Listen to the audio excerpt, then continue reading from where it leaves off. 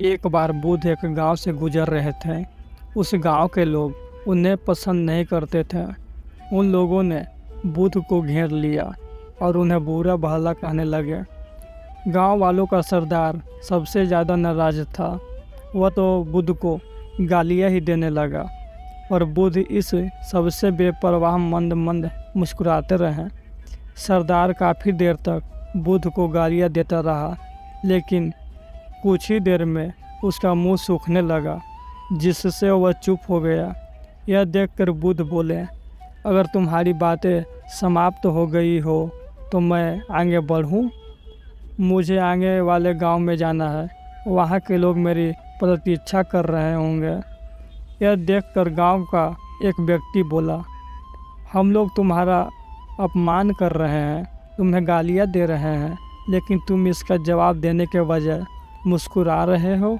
तुम इसकी प्रतिक्रिया क्यों नहीं देते? बुद्ध बोले, बात तुमने आने में तनिक देर कर दी। यदि तुम 10 वर्ष पहले आए होते तो मज़ा आ जाता, क्योंकि 10 वर्ष पहले मैं भी तुम्हारी तरह था। अगर उस समय तुम मुझे बुरा भला कहते, गालियाँ देते, तो मैं भी क्रोधित हो जाता। मैं तुम्हें इससे भी अधिक गालियाँ देता, हाथापाई पर भी उतर जाता। पर अब मैं आगे बढ़ गया हूँ, अपना क्रोध घृणा सब पीछे छोड़ दिया। अब मैं उस जगह पर पहुँच गया हूँ जहाँ तुम्हारी गालियाँ पहुँचाने में असमर्थ है। तुमने मुझे गालियाँ दी, यह तुम्हारी भावना है, लेकिन तुम्हारी यह भावना मुझे तक पहुँच नहीं रही। मैं इससे आवेशित तभी होऊंगा जब मैं इससे भागीदार हो जाऊंगा, जब मैं इन्हें स्वीकार कर लूँगा। लेकिन मैं तुम्हारी इस क्रिया से निरपेक्ष हूँ, इससे बहुत दूर हूँ, इसीलिए मैं अभी पहले की तरह शांत हूँ।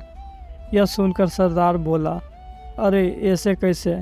मैंने तो तुम्हें गालियाँ दी है और वो पूरे गांव वालों के सामने दी है, फिर उसे लेने या न लेने का क्या मतलब है?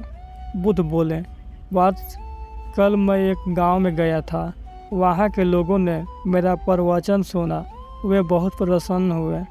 गांव का मुखिया मेरे लिए मिठाई लेकर आया और उसे खाने का आग्रह करने लगा। मैंने कहा कि मेरा पेट भरा हुआ है, इसीलिए मैं इसे ग्रहण नहीं कर सकता। यह सुनकर वो व्यक्ति मिठाई वापस लेकर चला गया, क्योंकि जब तक मैं कोई चीज़ लूँगा नहीं तो कोई मुझे कैसे दे पाएगा। इसमें तो मेरी सहमति आवश्यक है ना? हाँ, ये तो है। एक व्यक्ति ने बुद्ध का समर्थन किया। बुद्ध ने पुनः पूछा, जब मैंने मिठाई लेने से मना कर दिया तो उन लोगों ने उसका क्या किया होगा? उन्होंने मिठाई अपने घर वालों में बांट दी होगी, एक व्यक्ति ने जवाब दिया। बुद्ध ने कहा, ठीक कहा तुमने, उस मिठाई की तरह ही तुम मेरे लिए गालियाँ लेकर आए हो और चाहते हो कि मैं इन्हें ग्रहण कर लूँ, पर भाई मैं इन्हें लेता ही नहीं। अब बताओ तुम इनका क्या करोगे? उस व्यक्ति के पास इसका कोई जवाब नहीं था। बुद्ध पुनः बोले, मुझे तुम पर दया आती है बात, अरे क्रोध तो मुझे तब आएगा जब मैं ये गालियाँ ले लूँगा, और जब मैं ये गालियाँ लेता हूँ ही नहीं तो क्रोध का तो सवाल ही नहीं उठता। बुद्ध की बातें पर सरदार ने कोई प्रतिक्रिया नहीं दी, शायद वह कुछ सोच रहा था। बुद्ध बोले, मैं अपनी आँखों से देख रहा हूँ कि गाली एक कांटा है, जिसे देने वाला व्यक्ति और लेने वाला व्यक्ति दोनों क्रोध से पागल हो जाते हैं। तो फिर तुम ही बताओ कि मैं आँखें रहते हुए भी कैसे कांटे पर चलूँ? आँखें रहते हुए मैं कैसे गालियाँ ले लूँ, और होश में रहते हुए मैं कैसे क्रोधित हो जाऊँ? इसीलिए मुझे क्षमा करो बात, मैं तुम्हारा उपहार ग्रहण करने में असमर्थ हूँ। कहते हुए बुद्ध ने अपने हाथ जोड़ दिए। बुद्ध की बातें सुनकर सरदार लज्जित हो गया, उसकी आंखें छलछलाई। उसने कुछ कहना चाहा, पर उसके होठों ने जवाब दे दिया, और जब उससे रहा नहीं गया तो वह बुद्ध के चरणों में गिर पड़ा। दोस्तों, हम में से ज़्यादातर लोग यही समझते हैं कि हमारे दुखों का कारण कोई दूसरा व्यक्ति है, और जब हम ऐसा मानते हैं तो हम अपने स्वयं नियंत्रण की कमी और अक्षमता को अनदेखा कर रहे होते हैं। वास्तव में यह हम पर निर्भर करता है कि हम दूसरों के द्वारा प्रदान की गई नकारात्मकता को स्वीकार करते हैं या नहीं।